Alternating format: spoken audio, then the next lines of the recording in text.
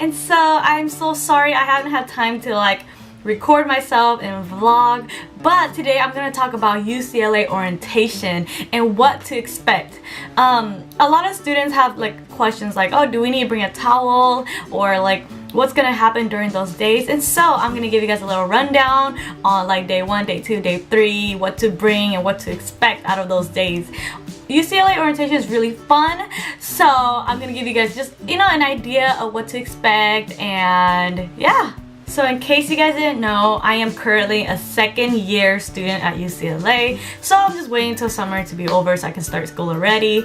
But yeah, so orientation hasn't been that long, but orientation is pretty useful too, because that's when you enroll in classes, meet people, and get to actually tour around UCLA. So to start off, UCLA orientation consists of like 3 days and 2 nights in the residential hall. Mostly you guys will be staying at like Weber Vista or Weber Terrace. They're just across from each other. And so when you stay there, you might have a roommate, depends, because sometimes like maybe they don't show up or you're just lucky and you don't have a roommate. But personally, I had so much fun with my roommate. I like actually loved her. Like I wouldn't even mind dorming with her because she was so awesome. Anyways, Weber Vista and Weber Terrace are shared bathroom dorms. So like there's a bathroom and the other room, and you share a bathroom. But the thing about it is that like the door doesn't lock, so like the other side can go to your door. But usually they're really nice, so I don't think that would be a problem. So what does orientation consist of? So orientation consists of like activities, workshops, course enrollment, course planning, fulfilling your graduation requirements, and etc, etc, etc. So just to let you guys know, orientation is when you actually enroll in your fall quarter courses. You guys can only enroll up to 3 courses. I know that kind of sucks for some people who are overachievers and want to take like 4 courses, but you can only take up to 3 courses, only for first years, because they want you guys to like not be too overwhelmed, because you guys are kind of new and whatnot. And also they provide you guys workshops, and I definitely recommend you guys to take those workshops because they consist of like financial aid, work study, internships, how to budget, etc, etc, etc. So those are very, very useful, so try to go to those. So what to bring? You guys should totally bring your California ID. If you don't have any, try to bring like a US government identification, like a passport, military ID if you have one, or like maybe a high school ID if you don't have a California ID. But I still recommend you guys to get a California ID if you don't have a driver's license, because if you guys want to go out or things like that, you might need your ID. So I recommend you guys have a California ID to bring with you when you actually go to UCLA. Also, they provide towels and blankets, so you don't really have to bring those. But if you're like extra and you want to bring like another blanket because it does get cold, then you should bring a blanket. I personally didn't bring a blanket, because I already had a lot of stuff to carry. So I was like, no, never mind, I don't need it. Also bring your laptop. I cannot stress enough how much you need your laptop, because you're gonna have to plan your courses, go on My UCLA, and do all that sort. So definitely bring a laptop. Also, bring money if you actually want to buy UCLA gear, or want to go buy stuff from the UCLA store.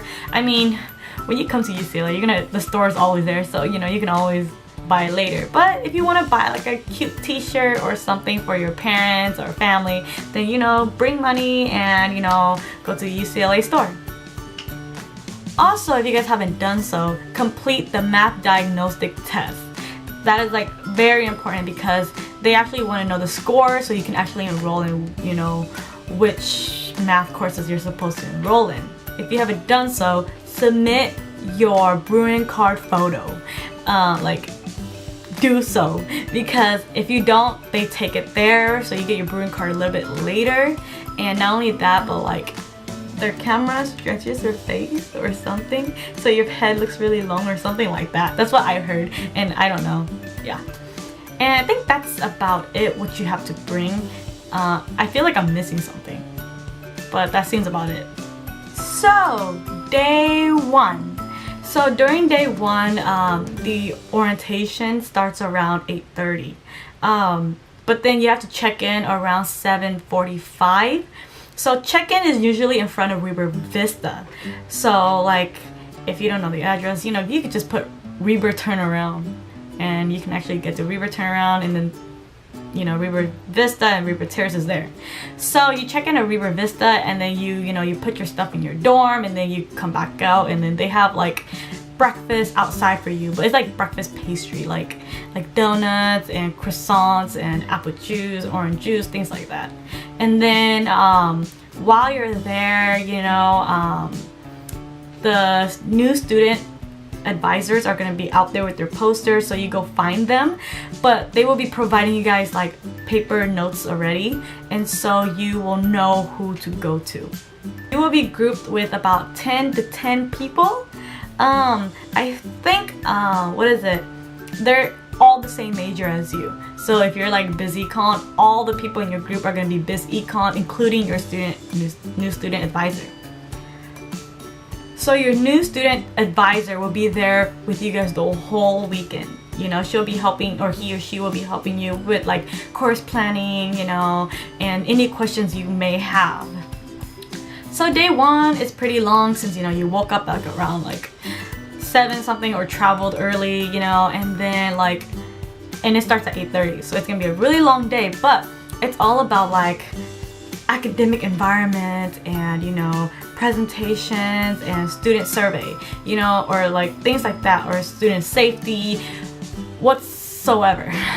And so like it gets kind of tiring because it's mostly presentations and, you know, giving instructions and, you know, rules, and I hate all that, but you know, it's part of the weekend, so you're gonna have to deal with it. Day 2 is the most important one. So during day 2, you will be planning your courses, right? And so like there's also workshops. The second day is mostly workshops, so you can go to workshops. It's optional if you want to go. You don't really have to go, but I definitely recommend you guys to go. So that's when you plan your courses. Your new student advisor will meet up with you that day and, you know, look over your course planner. You can totally do that on my.ucla.edu, and then go on your class planner and then plan your courses, you know, and stuff like that. And so your new student advisor will help you with that. And also that's why it's very important for you guys to take your OPI, which is your analytical writing placement exam, and your math diagnostic exam, because it will show you like what courses you can take or should take. And that seems about it for the second day. There might be some more activities going on, so I'm not too sure. It changes every year. And day 3 is the most stressful one, because you actually enroll in your classes, and you know, like sometimes class are pretty packed and full, so it's based on luck actually. So what they do is that they put like numbers in a hat or something, and then you pick out the number, and that's when you go first or not. So it's 2 people per 10 minutes or something like that. So like, for example, I was lucky. I got number 2, so I was the first one to actually enroll in my courses. So I didn't have a problem with having the class like packed. And they have like a certain time where everyone starts. That's pretty scary, and it's pretty stressful when your class is full, so you have to like pick a next course fast. And if you don't, they have to, you know, take the next person. But it's with your new student advisor, so it's not that bad. But yes, so after your enrollment time, okay, wear comfortable shoes, because the third day is when they do tours, and then you're gonna be walking around so long. You're gonna be so tired, like so tired. And after that, you're basically done. It usually ends around like 6 or something, but you know, meet a lot of people, you know, and have fun. Just have fun, because you're actually paying for it. You know, orientation costs about like $445 or something around there. And if you want to stay like overnight stay or something like that, you have to pay like I think an additional $50 or something like that. Or even if you want to change the dates or something, yeah, it costs money. Unless I think financial aid might cover it depending on your situation. Not too sure, you know. So that's basically it for UCLA orientation. It's actually really fun, so I definitely recommend you guys to make the most out of it.